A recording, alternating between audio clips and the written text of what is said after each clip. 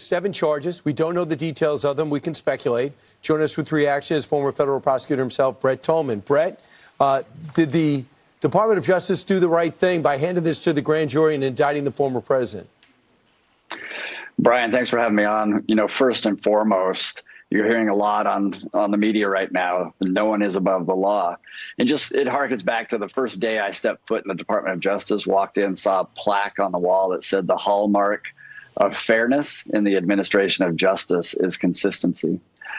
And we're all sitting there saying, yeah, no one should be above the law, but we're watching in real time individuals above the law. You have Hillary Clinton, you have Biden, you have Pence, all possessed classified documents. You have an Air Force retiree that was just prosecuted by DOJ, sentenced to 3 years for possession of classified documents in his home.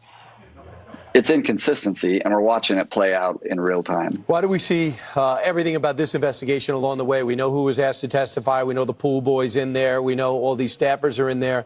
And we don't know anything about what's going on with the thousands of pages of Biden documents. How could you have 2 special prosecutors and 2 different approaches?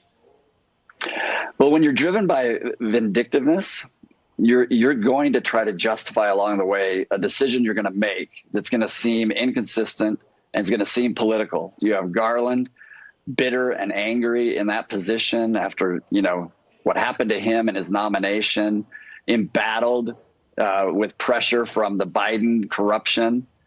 And we hear nothing about that investigation, but we hear everything about anything related to the Trump investigation.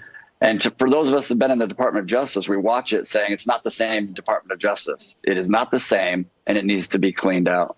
FBI, too.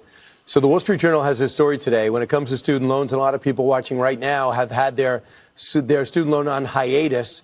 The administration wants to just waive the billions of dollars that people owe for their student loans. And it looks like the Supreme Court's going to rule, and they're prepared for them to kill off the administration, saying it was an overreach to claim that 43 million people could actually have their student loan relief. It's not fair. So what do you think they could be up to counter a Supreme Court decision? Well, they don't really care anymore about whether or not something they order, an executive order, is legal.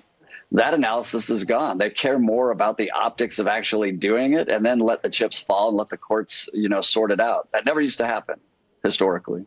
Right. And you're talking about $400 million, $400 billion, a lot of money for a lot of people that have already paid off their loans. They see it's unfair.